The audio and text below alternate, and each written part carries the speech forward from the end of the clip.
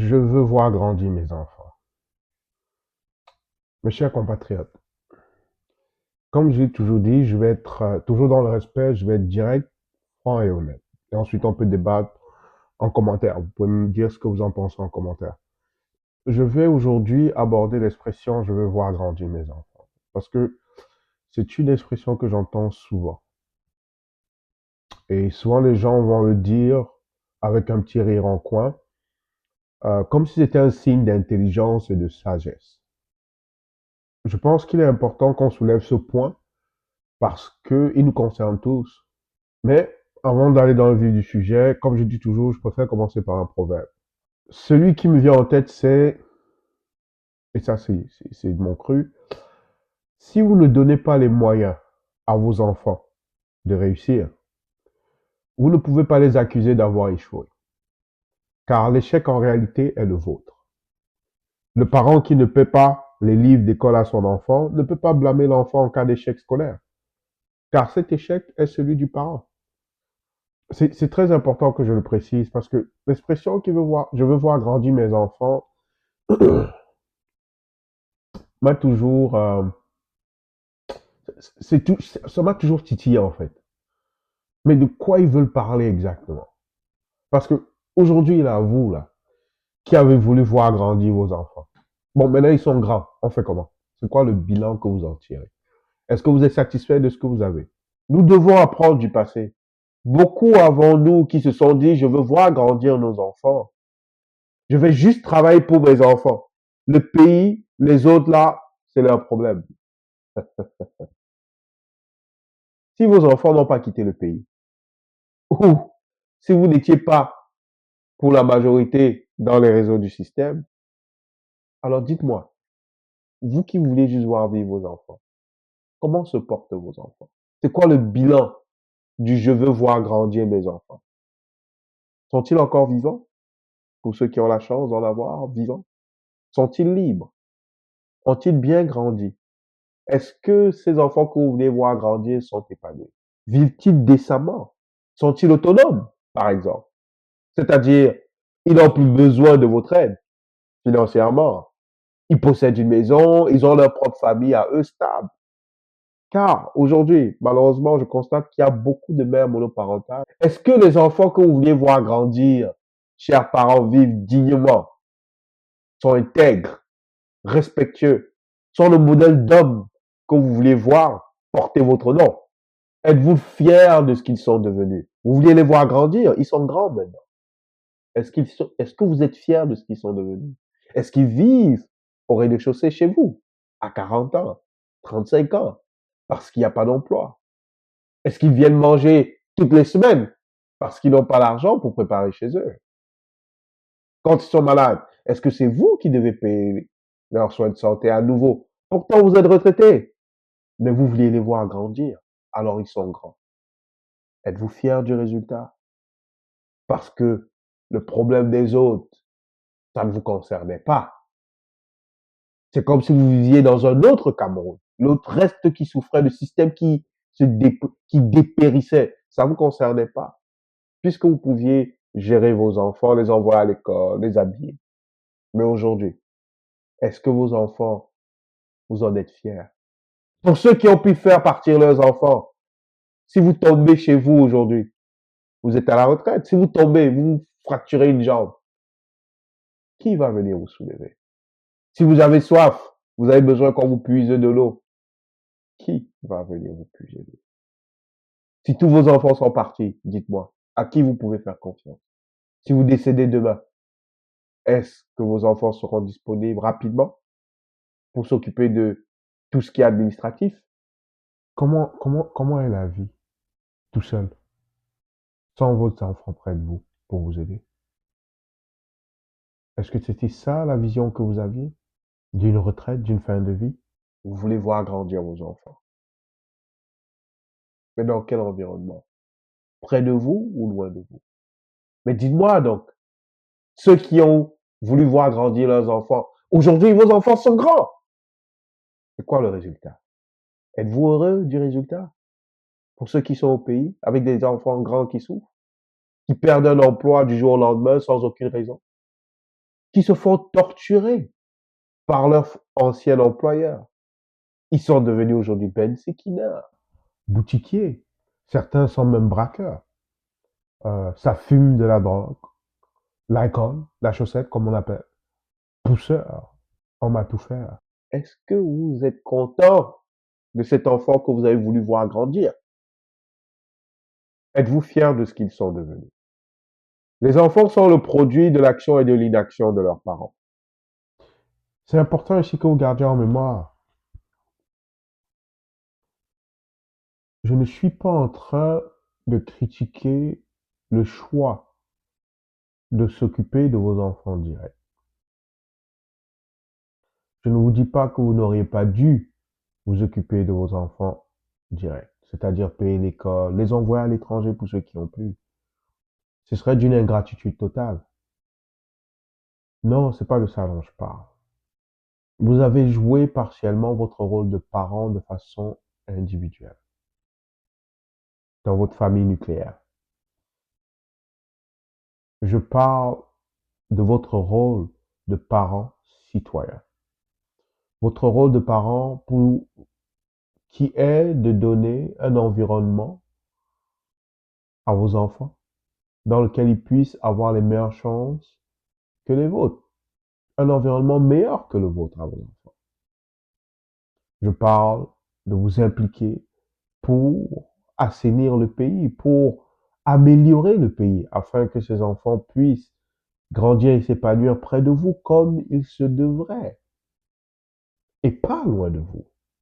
Vieillir au Cameroun en ayant ces enfants adultes qui ont refait leur famille à l'étranger, c'est pas normal.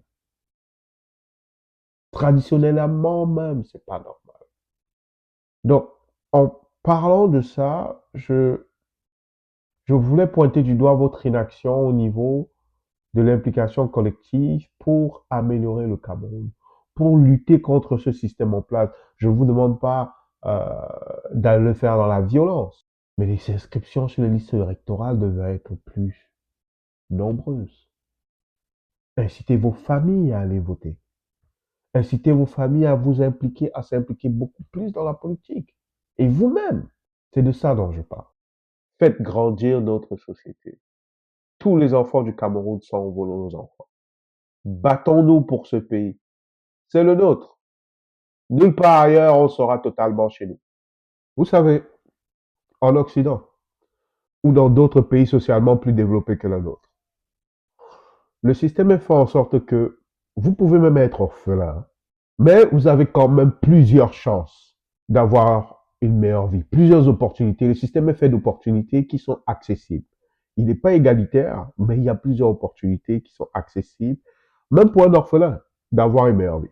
Encore plus pour un enfant qui a un seul parent, mère monoparentale ou père monoparental. Parce que la société a été bâtie de telle sorte que l'objectif est d'offrir des opportunités à différentes classes, d'améliorer leur vie à tous. Le système a été fait comme ça. Ceux qui se sont battus pour créer ce système-là, c'était dans l'optique de permettre aux générations suivantes, à leurs enfants, à leurs petits-enfants, de par leur travail, de façon pas nécessairement équitable ou égalitaire, parce qu'il n'y a pas de société équitable et égalitaire, mais de façon beaucoup plus naturelle, de pouvoir eux-mêmes bâtir, sans être inquiétés par différents facteurs externes, du moins encore légal, de pouvoir bâtir dans la légalité un meilleur avenir pour eux et leur famille. Mais au Cameroun, oubliez même le fait d'être orphelin. Même si vous avez même deux parents, même quatre, je vous donne même quatre parents, vous allez misérer aujourd'hui. Vous avez une chance en tant que jeune aujourd'hui. Un jeune d'âge entre 18 et 35, vous avez une chance sur deux d'être au chômage. Vous allez misérer parce que c'est la vraie statistique. 50%. Si ce n'est pas un tout petit peu plus. Alors, de grâce, s'il vous plaît, ayez au moins la décence en tant qu'adulte de ne pas mettre la responsabilité de votre inaction sur vos enfants. Si vous me dites encore que bon, j'ai peur, ça, ça se comprend. Il n'y a aucun débat sur la peur. Il n'y a aucune critique sur la peur. Il n'y a pas de débat ni de critique sur la peur, car il faut respecter la peur des gens.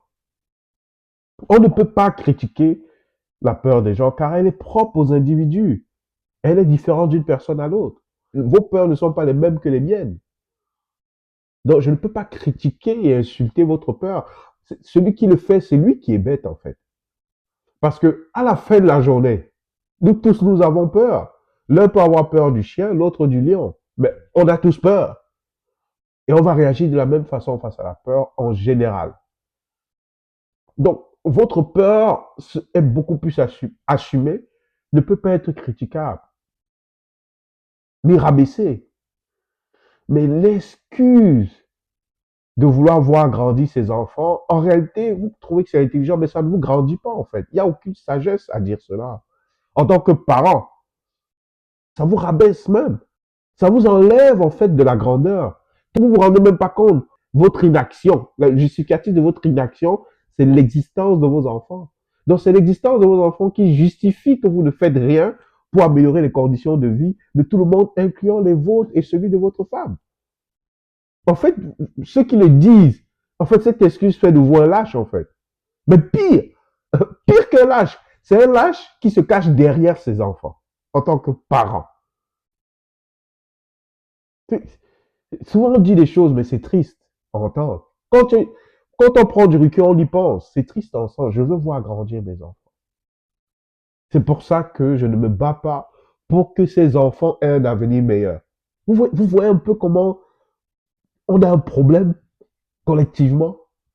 Quand quelqu'un dit je veux voir grandir mes enfants, c'est pour ça que je ne manifeste pas. Pour la liberté, pour des meilleures conditions de travail, pour une meilleure route. Bon, vous voulez voir grandir vos enfants, donc quoi alors? Bon, ils vont grandir et après? Ils vont rester chez vous jusqu'à 50 ans? C'est pour ça que je dis souvent, le problème africain, le problème africain, c'est l'Africain. Et ça se passe ici. C'est pas qu'on est bête, mais il y a un truc qui fait en sorte qu'on est déconnecté entre la réalité. On est vraiment déconnecté de la réalité, entre ce qu'on veut et nos besoins. Parce que réfléchissez, posez-vous la question, je veux voir grandir mes enfants, qu'est-ce que ça signifie pour vous? Vous les voir grandir dans quoi? Dans la misère. Mais en même temps, vous ne faites rien pour leur permettre de grandir. Mais vous voulez les voir grandir. Non, et puis de toute façon, vous devez savoir une chose, hein. La grandeur d'un homme se démontre aussi par la reconnaissance et l'acceptation de ses peurs. Il n'y a aucune personne puissante qui n'ait pas conscience de ses peurs. Parce que pour dépasser sa peur, ou du moins la contenir et la canaliser, vous devez déjà en avoir conscience. Et ça prend de l'humilité. On ne peut pas rabaisser quelqu'un qui dit, Roger, je ne peux pas marcher parce que j'ai peur. C'est pas possible. Alors, s'il vous plaît, arrêtez d'accuser vos enfants et dites simplement j'ai peur. Et je vous répondrai, comme nous tous. Il n'y a pas une seule personne qui parle qui n'a pas peur. Et puis, de toute façon, que serait-il arrivé si Nelson Mandela avait dit je veux voir mes enfants grandir? Que croyez-vous qui serait arrivé si tous les pères de l'indépendance d'Afrique francophone et leurs camarades surtout avaient dit j'aimerais voir mes enfants grandir, donc je ne fais rien? Vous nommez dans vos discussions des gens comme Sankara, Diop, Rawlings. Non, vous les nommez comme exemple de leadership qu'il faut pour le développement de l'Afrique. Mais vous croyez que eux, ils ne veulent pas voir grandir leurs enfants. Mais pour eux, la seule différence entre eux qui disent voir grandir leurs enfants et vous savez c'est quoi? C'est que leurs enfants étaient tous les enfants de l'Afrique, incluant les vôtres. Et pour eux, voir ces enfants grandir voulait tout simplement dire leur offrir un pays où il y aurait des opportunités pour tous de s'épanouir dans la dignité. Il n'y a pas plus beau cadeau qu'un parent puisse donner à ses enfants, qu'un environnement où celui-ci peut s'épanouir dans la dignité et avoir une meilleure vie que celle de ses parents. Il n'y a pas plus beau cadeau, selon moi. Après, on peut en débattre. Chacun pourra me dire ce qu'il pense dans les commentaires. Mais c'est terrible quand même, le degré d'égoïsme et de lâcheté de cette pensée. C'est vraiment terrible. Si vous prenez un peu de recul, vous allez voir. Parce que vous qui le dites, vous dites vouloir le changement, parce que le pays, vraiment, c'est le désordre. Il faut que le pays change. Mais moi, je veux voir grandir mes enfants. Bon, mais le changement, là, c'est qui va apporter ça? C'est l'autre, n'est-ce pas? Vous voyez l'égoïsme? C'est l'autre. Donc, l'autre, lui, il ne veut pas voir ses enfants grandir. Mais donc, quand vous dites que vous voulez que l'autre apporte le changement, là, donc votre souhait, n'est-ce pas, c'est qu'il apporte ce changement et qu'il ne puisse pas voir ses enfants grandir. C'est ce que vous souhaitez à votre compatriote. Je vous dis souvent, quand je vous écoute, vos commentaires, je me demande même si vous êtes conscient de ce que vous écrivez, en fait.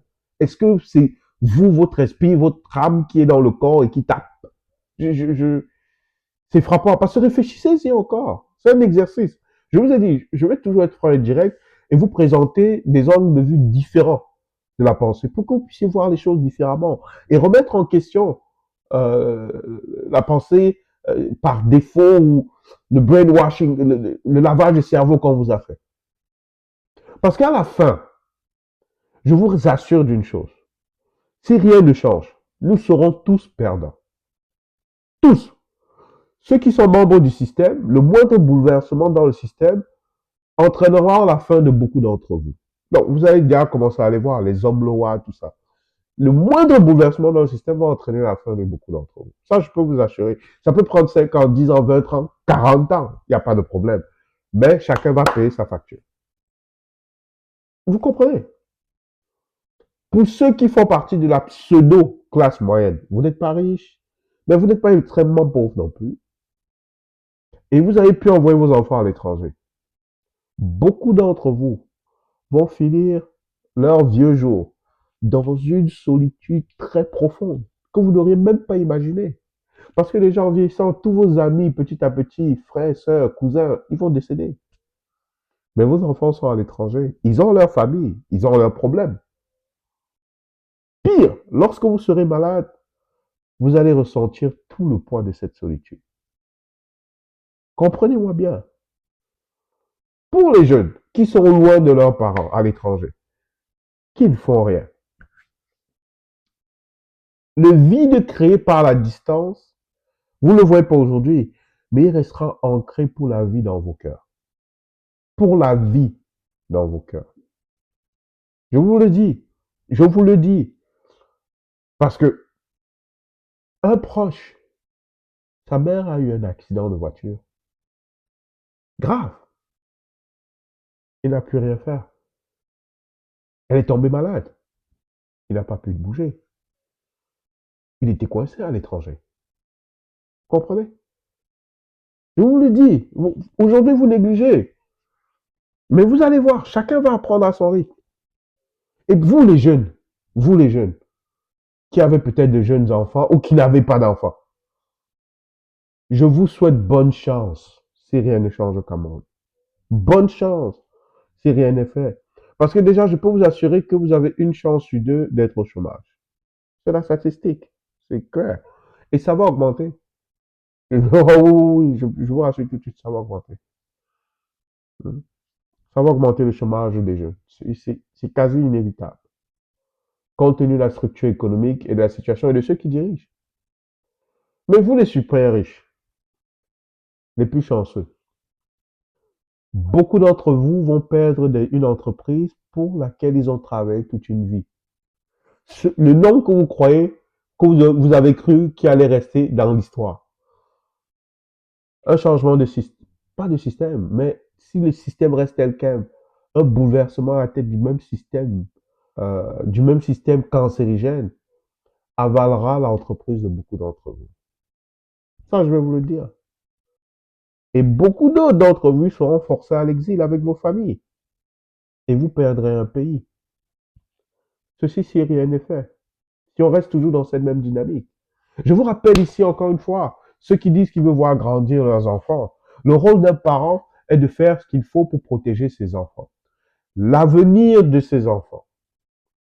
Mais entre un parent qui est absent, qui ne voit plus ses enfants, mais qui leur a permis de vivre une vie meilleure dans une société qui donne d'opportunités, dans une société qui respecte les droits humains, dans une société qui leur permet de vivre dignement.